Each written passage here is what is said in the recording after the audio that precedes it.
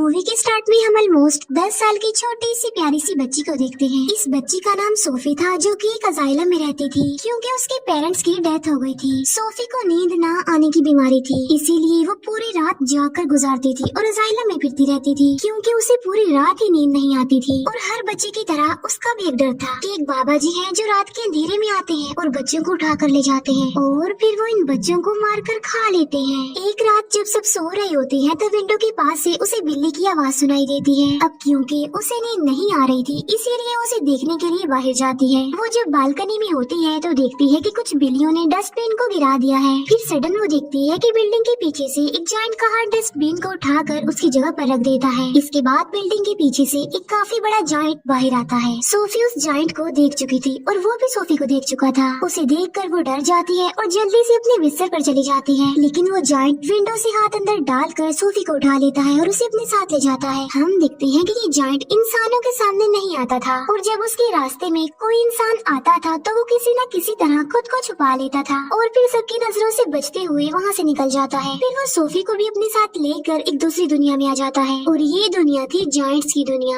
यानी यहाँ पर सिर्फ जायंट्स रहते थे। सोफी देखती है कि ये तो एक काफी बड़ा घर है और वहाँ की हर एक चीज जायंट्स की तरह ही बड़ी थी। सोफी वहाँ से भागने की कोशिश करती है, जिस पर वो जायंट कहता है कि यहाँ से भागने का कोई भी रास्ता नहीं है, इसीलिए तुम यहाँ से कहीं भी नहीं जा सकती। ये सुनकर वो डर जाती है। वो नोटिस करती है कि ये एक बूढ़ा जायंट है। वो जायंट सोफी को एक पैन पर रख देता है और बोलता है कि मुझे बहुत भूख लग रही है, मुझे इतनी भूख लग रही है कि मुझसे वो कंट्रोल ही नहीं हो रही है। सोफी समझ रही थी कि ये जायंट मुझे ही खाने वाला है। वो वहाँ पर और भी जायंट्स के हंसने की आवाजों को नोटिस करती है, इसीलिए वो उस बूढ़े जायंट से पूछती है कि क्या यहाँ पर और भी जायंट्स हैं, जिस पर वो बूढ़ा जायंट कहता है कि जी हाँ, यहाँ पर और भी जायंट्स हैं और वो सारे जायंट्स कैनिबल है, यानी वो इंसानों को कच्चा ही खा लेते हैं क्योंकि उन्हें किसी भी इंसान पर तरस नहीं आता और जो भी उनके हाथ लग जाता है वो उस इंसान को निगल जाते हैं। ये सुनकर सोफी और ज्यादा डर जाती है, इसीलिए वो बूढ़े जायंट से पूछते हैं तो क्या आप भी मुझे खा लेंगे, जिस पर वो बूढ़ा जायंट कहता है कि नहीं, मैं इंसानों को नहीं खाता क्योंकि मैं एक वेजिटेरियन जायंट हूँ, न कि कैनिबल। और ये बूढ़ा जायंट सिर्फ एक वेजिटेबल ही खाता है जो टेस्ट में बिल्कुल भी अच्छी नहीं थी, लेकिन इसके बावजूद भी वो इंसानों को खाना नहीं चाहता और इससे ये बात जाहिर होती है कि वो एक अच्छा और रहमदिल जायंट है। वो उस बूढ़े जायंट से पूछती है कि अगर आप इंसानों को नहीं खाते तो फिर आप मुझे यहाँ पर क्यों लेकर आए हैं, जिस पर वो बूढ़ा जायंट कहता है क्योंकि तुमने मुझे देख जो लिया था और तुम मेरे बारे में वहाँ पर किसी को बता देती जिससे मेरी जान खतरे में पड़ सकती थी, जिससे इंसानों को हमारा पता चल जाता और वो यहाँ पर आ जाते और बाकी जायंट्स को भी मार डालते। और यही वजह है कि मुझे तुम्हें यहाँ पर लाना पड़ा और अब तुम अपनी सारी जिंदगी यहाँ पर मेरे साथ ही गुजारोगी, जिस पर सोफी कहती है कि नहीं, मैं तो यहाँ से भाग जाऊंगी, जिस पर वो बूढ़ा जायंट कहता है कि नहीं, तुम यहाँ से निकलने की गलती भी मत करना वरना बाहर बैठे जायंट्स को तुम पर तरस नहीं आएगा। ये कहकर वो बूढ़ा जायंट सोफी को एक बोर्ड पर रख देता है और उसे कहता है कि तुम थोड़ी देर रेस्ट कर लो, लेकिन सोफी को तो नींद ही नहीं आती थी। फिर वो देखती है कि वो जायंट अपने बैग से बड़ी बड़ी बॉटल्स निकाल रहा है। उन बॉटल्स में कोई चीज थी जो चमक रही थी। फिर वो उस जायंट से पूछती है कि इन बॉटल्स में क्या है, जिस पर वो जायंट कहता है कि इसमें ड्रीम्स हैं, यानी ख्वाब। जिस पर वो कहती है अच्छा, फिर तो ये मेरे किसी काम के नहीं है क्योंकि मुझे तो ड्रीम्स आते ही नहीं है और मुझे ड्रीम्स आएंगे भी कैसे क्योंकि मुझे तो नींद ही नहीं आती। फिर ये जायंट वो वाली बुक पढ़ने लगता है जो सोफी के पास थी। इस बुक में बहुत सारी कहानियाँ लिखी हुई थी। बूढ़ा जायंट उन कहानियों को पढ़ने लगता है जिस पर सोफी को नींद आ जाती है। इसके बाद वो बूढ़ा जायंट एक बॉटल लेता है और उसमें से ड्रीम बाहर निकालता है। इतनी ही देर में सोफी की आंख खुल जाती है और वो देखती है कि वो बूढ़ा जायंट अभी सो रहा है, इसीलिए वो मौके का फायदा उठाकर उस घर से बाहर निकल जाती है और वहाँ से भागने की कोशिश करती है, लेकिन तभी उसे एक काफी बड़ा जायंट पकड़ लेता है और ये सच में उस बूढ़े जायंट की निस्बत काफी बड़ा जायंट था। सोफी उस जायंट को कहती है कि प्लीज मुझे यहाँ से जाने दो, लेकिन वो जायंट सोफी की एक नहीं सुनता और वो उसे निगल जाता है। इसकी फौरन बाद सोफी की आंख खुल जाती है। इसका मतलब ये था कि सोफी एक ड्रीम देख रही थी। जागने के बाद वो उस बूढ़े जायंट से पूछती है कि मुझे पता है ये आपने किया है ना, क्योंकि ना तो मुझे नींद आती है और ना ही मुझे ड्रीम्स आते हैं, लेकिन आपने ये जो मुझे ड्रीम दिखाया है ये तो बहुत डरावना था। जिस पर वो जायंट कहता है कि मुझे ऐसा करना पड़ा और मैंने ऐसा इसीलिए किया है ताकि मैं तुम्हें ये बता सकूं कि बाहर तुम्हारे लिए कितना खतरा है, इसी वजह से तुम्हारे लिए बेटर होगा कि तुम यहीं पर ही रहो। बूढ़ा जायंट सोफी को समझाता है कि यहाँ पर जो जायंट्स है ना वो मुझसे साइज में काफी बड़े हैं और मैं तो उन जायंट्स के सामने कुछ भी नहीं हूँ क्योंकि मैं छोटा सा जायंट हूँ और बूढ़ा भी हूँ। अभी वो लोग बातें कर ही रही थी कि तभी वहाँ पर एक काफी बड़ा जायंट अंदर आ जाता है और वाकई ये उस बूढ़े जायंट की निस्बत काफी काफी बड़ा था। वो जायंट आते ही बूढ़े जायंट से पूछता है कि बताओ तुम किससे बात कर रहे थे बोने। अब यहाँ पर सारे जायंट्स बूढ़े जायंट को बोना कहते थे क्योंकि वो साइज में सबसे ही छोटा था। बूढ़ा जायंट जवाब देता है कि नहीं तो मैं तो किसी से बात नहीं कर रहा था। इसी दौरान सोफी भी कहीं पर छुप जाती है। इस बड़े जायंट के हाथ पर चोट लगी थी, इसीलिए वो पट्टी करवाने के लिए बूढ़े जायंट के पास आया था। अब क्योंकि वो जायंट कैनिबल था, इसी वजह से उसे उस घर में से इंसान की खुशबू आती है, इसीलिए वो वहाँ पर पड़ी हर एक चीज को देखने लगता है। तभी सोफी उस सब्जी के अंदर चली जाती है जो वो बूढ़ा जायंट खाता था, और जब वो जायंट उस सब्जी को स्मेल करता है तो उसे उसमें से इंसान की खुशबू आती है। आज से पहले इस जायंट ने कभी भी ये सब्जी नहीं खाई थी, लेकिन आज उसे इस वेजिटेबल में से अच्छी खुशबू आ रही थी, इंसान की खुशबू आ रही थी, क्योंकि उसमें सोफी जो थी, इसीलिए वो जायंट उसे खाने लगता है। ये देखकर वो बूढ़ा जायंट कहता है कि रुको, तुम ये नहीं खा सकते, क्या तुम भूल गई हो कि तुम वेजिटेबल्स नहीं खाते। जिस पर वो जायंट कहता है कि हाँ, मैं ये बात कैसे भूल गया कि मैं तो सब्जियां खाता ही नहीं हूँ। इसीलिए वो सब्जी को फेंक देता है और सोफी की जान बच जाती है। इसके बाद वो जायंट वहाँ से चला जाता है। फिर उस बूढ़े जायंट को कहीं पर जाना था और सोफी उससे पूछती है कि आप कहाँ पर जा रहे हैं। जिस पर वो बूढ़ा जायंट कहता है कि मैं किसी जरूरी काम से जा रहा हूँ। वो पूछती है कि कौन सा जरूरी काम, लेकिन वो उसे कुछ भी नहीं बताता। फिर वो सोफी के काफी फोर्स करने पर उसे बता ही देता है कि मैं ड्रीम्स को पकड़ने जा रहा हूँ। फिर सोफी उसे काफी कहती है कि मुझे भी अपने साथ लेकर जाइए, लेकिन वो उसे अपने साथ नहीं ले जाना चाहता था, क्योंकि बाहर जो जायंट सो रहे थे, अगर वो जाग गए, उन्होंने सोफी को देख लिया तो बहुत बुरा होगा। इसी वजह से वो किसी भी किस्म का रिस्क नहीं लेना चाहता था। लेकिन सोफी उसे काफी इंसिस्ट करती है, इसीलिए वो उसे अपने साथ ले जाने के लिए एग्री हो जाता है। जब वो बाहर आते हैं तो देखते हैं कि वो सारे जायंट्स गहरी नींद सो रहे हैं, इसीलिए ये दोनों उनके बीच से ही गुजरना चाहते थे, लेकिन इतनी ही देर में उन सारे जायंट्स की आंख खुल जाती है और वो बूढ़े जायंट को परेशान करने लग जाते हैं कि बोने तुम कहाँ पर जा रहे हो। जिस पर वो कहता है कि मैं तो अपने काम पर जा रहा हूँ। जिस पर वो जायंट्स कहते हैं कि हम नहीं चाहते कि तुम यहाँ से निकल कर बाहर जाओ, इंसानों की दुनिया में जाओ, क्योंकि अगर इंसानों को हमारे बारे में पता चल गया तो हमारी जान खतरे में पड़ जाएगी। वो सारे जायंट्स बूढ़े जायंट को बहुत ज्यादा तंग करते हैं और तभी मौके का फायदा उठाकर सोफी एक गाड़ी में छुप जाती है। लेकिन तभी बूढ़ा जायंट आसमान की तरफ इशारा करके कहता है कि वो देखो। सब देखते हैं कि आसमान पर बादल बने हैं और बारिश होने वाली है। असल में उन सारे जायंट्स को पानी से डर लगता था क्योंकि उन्हें वाटर फोबिया था, और तभी वहाँ पर बारिश होने लगती है और वो सारे जायंट्स जाकर छुप जाते हैं। तब मौके का फायदा उठाकर वो दोनों यानी बूढ़ा जायंट और सोफी वहाँ से चले जाते हैं। वो लोग माउंटेन्स पर चढ़ने लगते हैं। चलते चलते वो बादलों से भी काफी आगे निकल जाते हैं। सोफी कहती है कि यहाँ से तो देखने में ये स्टार्स बहुत ही प्यारे लग रहे हैं। बूढ़ा जायंट कहता है कि मैं तो इनका म्यूजिक भी सुन सकता हूँ। वो बताता है कि मैं इवन दुनिया की हर चीज की आवाज ही सुन सकता हूँ। मैं चींटियों की आवाज सुन सकता हूँ, कीड़े मकोड़ों की आवाज सुन सकता हूँ, इवन मैं ट्रीज की कहानियाँ भी सुन सकता हूँ। मेरे कान इतनी तेज हैं कि दुनिया की हर आवाज को ही सुन सकते हैं। ये सुनकर सोफी कहती है कि मुझे तो यकीन नहीं आ रहा आपकी बातों पर। बूढ़ा जायंट कहता है कि यही सच है बेटा, तुम्हें मानना होगा। इसके बाद वो लोग एक लेक के पास पहुंच जाते हैं, जिसके पास एक काफी बड़ा और खूबसूरत ट्री था। बूढ़ा जायंट पानी में कूद जाता है और उनके साथ सोफी भी कूद जाती है। दोनों फिर लेक के दूसरे किनारे पर पहुंच जाते हैं और ये होती है ड्रीम्स की दुनिया, क्योंकि ड्रीम्स उस ट्री से यहाँ पर कतरों की तरह गिरते हैं और बूढ़ा जायंट इन्हें पकड़ने के लिए ही यहाँ पर आता है। फिर वो दोनों मिलकर बहुत सारे ड्रीम्स पकड़ लेते हैं। इन ख्वाबों में अच्छे और बुरे दोनों ड्रीम्स ही थे। इन ड्रीम्स को पकड़कर फिर ये लोग वापस जाने लगते हैं। ये दोनों अब एक दूसरे के काफी अच्छे फ्रेंड बन गए थे और एक दूसरे के साथ काफी खुश थे। बूढ़ा जायंट उसे अपनी दुख भरी कहानी भी सुनाता है कि यहाँ पर सारे जायंट्स मुझे बोना कहते हैं, लेकिन फिर वो एक बात सोचकर खुश हो जाता है कि मुझे यहाँ पर कोई ऐसा भी मिला था जो मुझे बिग फ्रेंडली जायंट कहता था।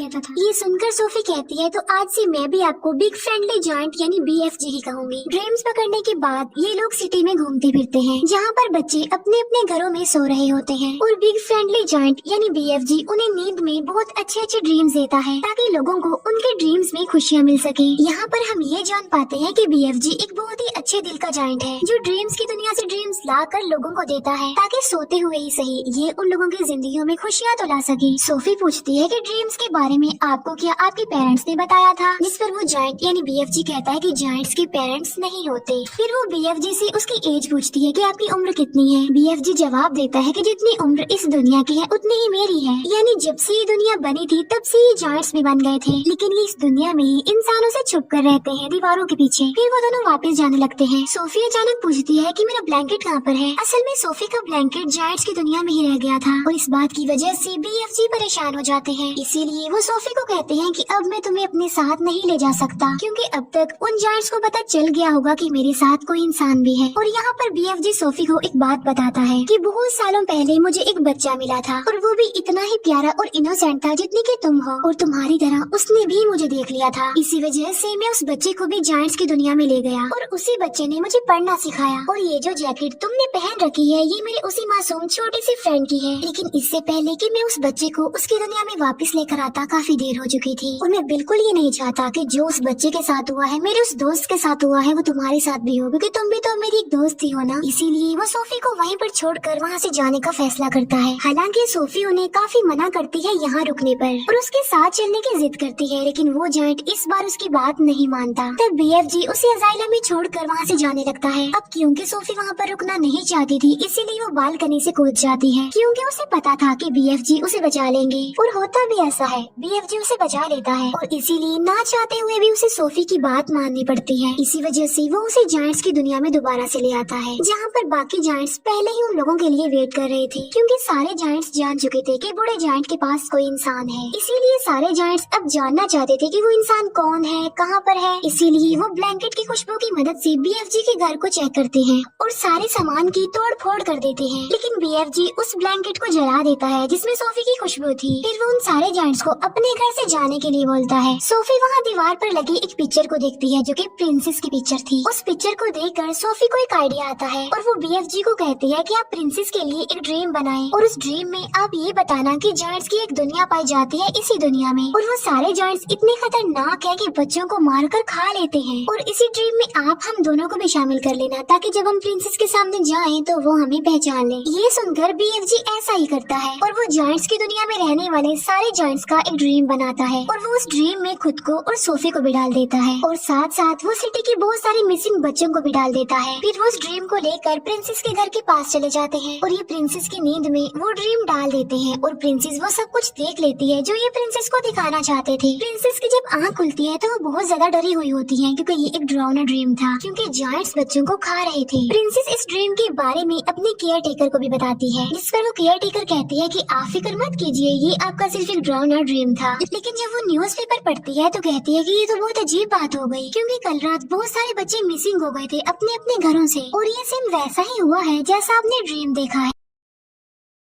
तभी प्रिंसेस कहती है कि पर्दे हटाओ और पर्दे हटाते ही विंडो पर सोफी खड़ी हुई थी। असल में ये चीज भी उन्होंने ड्रीम में डाल दी थी और उसमें BFG को भी डाल दिया था। तब सोफी उन्हें BFG के बारे में बताती है और साथ साथ वो प्रिंसेस से प्रॉमिस भी लेती है कि आप मुझसे वादा करेंगे आप BFG को कोई नुकसान नहीं पहुंचाएंगी। तब BFG प्रिंसेस के सामने आता है और तमीज से उनके सामने झुक जाता है। तब प्रिंसेस भी अपने प्रॉमिस को पूरा करती है। अच्छा, यहाँ पर जायंट्स की ना एक फनी बात भी थी कि वो किसी भी वर्ड को ठीक से नहीं बोलते थे, इसीलिए वो महारानी को मर्जानी कहता था, BFG इंसान को इंसान कहता था और ऐसे ही उल्टे सीधे लफ्ज बोलते थे। इसके बाद प्रिंसेस उनका अच्छे से वेलकम करती है और उन्हें एक काफी अच्छी दावत देती है। फिर ये लोग सारी बात प्रिंसेस को बता देते हैं कि जायंट्स की दुनिया में 9 बड़े बड़े जायंट्स ऐसे हैं जो इंसानों और बच्चों को पकड़कर खा लेते हैं। इसीलिए प्रिंसेस उनकी हेल्प करने के लिए तैयार हो जाती है और अपनी एक पूरी आर्मी तैयार कर लेती है, जो कि BFG की मदद से अपने हेलीकॉप्टर्स में बैठकर जायंट्स की दुनिया के लिए निकल जाते हैं। अब इन्होंने यहाँ पर एक प्रॉपर प्लान बनाया हुआ था, इसीलिए वो प्लान के मुताबिक एक जगह पर रुक जाते हैं, क्योंकि ये पूरी तैयारी के साथ उन पर अटैक करने के लिए आए थे। प्लान ये था कि BFG एक ड्रीम बनाएंगे और उस ड्रीम में BFG इन जायंट्स के लिए शर्मिंदगी और पछतावा डालेंगे उनके बुरे कामों के लिए जो उन्होंने किए थे। और BFG ऐसा ड्रीम बना भी लेता है, लेकिन जैसे ही BFG ड्रीम्स को उन जायंट्स में डालने के लिए जाता है तब उन्हें याद आता है कि ड्रीम डालने वाली चीज तो मैं प्रिंसेस के महल में ही छोड़ाया हूँ और उस चीज के बगैर ऐसा करना रिस्की था, क्योंकि उन जायंट्स के पास जाना था। लेकिन सोफी हिम्मत करके उस ड्रीम वाले जार को उस जगह पर लेकर चली जाती है जहाँ पर वो जायंट्स सो रहे थे। लेकिन इससे पहले कि सोफी उस जार को तोड़ पाती उन जायंट्स का लीडर उठ जाता है और वो जैसे ही सोफी को पकड़ने वाला होता है सोफी उस जार को तोड़ देती है और ये ड्रीम उन जायंट्स की नींद में चला जाता है जो भी सो रहे थे। और जब वो जायंट्स जागते हैं तो उन्हें अपने बुरे काम पर शर्मिंदगी होती है, लेकिन जो जायंट्स का लीडर था वो तो जाग रहा था, इसीलिए उसे कोई भी पछतावा और शर्मिंदगी नहीं होती और इसीलिए वो सोफी पर अटैक कर देता है। लेकिन तभी BFG उस जायंट के सामने आ जाते हैं। अब क्योंकि BFG बहुत छोटे थे इसीलिए वो जायंट उन्हें अपने हाथ में उठा लेता है। लेकिन जैसे ही वो BFG को मारने लगता है प्रिंसेस की पूरी आर्मी हेलीकॉप्टर्स के साथ वहाँ पर आ जाती है और वो लोग सारे जायंट्स को पकड़कर अपने साथ ले जाते हैं और उन्हें समंदर के बीच में एक आइलैंड पर छोड़ दिया जाता है। अब क्योंकि इनके चारों तरफ पानी था और ये तो पानी से डरते थे इसीलिए वो वहाँ से भाग नहीं सकते थे और इसीलिए अभी हमेशा के लिए यहाँ पर फंस गए हैं। प्रिंसेस उन जायंट्स के लिए वहाँ पर सब्जी के बीज भी फेंक देती जाती है ताकि ये जायंट्स उन बीजों की मदद से वहाँ पर सब्जी उगाएं और सारी जिंदगी ये वो सब्जी ही खाएं। अब क्योंकि उन जायंट्स को ये सब्जी पसंद नहीं थी, लेकिन अब ना चाहते हुए भी उन्हें ये सब्जी खानी पड़नी थी और पूरी जिंदगी इसी आइलैंड पर रहकर ये सब्जी ही खानी है। इसके बाद हम सोफी को देखते हैं जो बस आइलैंड में नहीं रहती बल्कि प्रिंसेस के महल में रहती है और यहाँ पर सोफी बहुत खुश होती है और वो जब चाहे BFG से बात भी कर सकती है क्योंकि BFG ने बताया था कि वो इस दुनिया की सारी आवाजें सुन सकते हैं। दूसरी तरफ BFG जो कि अब जायंट्स की दुनिया में बिल्कुल अकेले रह गए हैं, जिन्होंने जायंट्स की दुनिया में उस सब्जी के अलावा और भी बहुत सारी वेजिटेबल्स उगा ली हैं और वो भी अपनी लाइफ में बहुत खुश है। सोफी हर सुबह जाकर विंडो पर आती है और BFG को गुड मॉर्निंग कहती है, जिसे BFG सुन लेते हैं और उसका जवाब देते हैं और ये प्यारी सी मूवी यहीं पर एंड हो जाती है। Thank you for watching.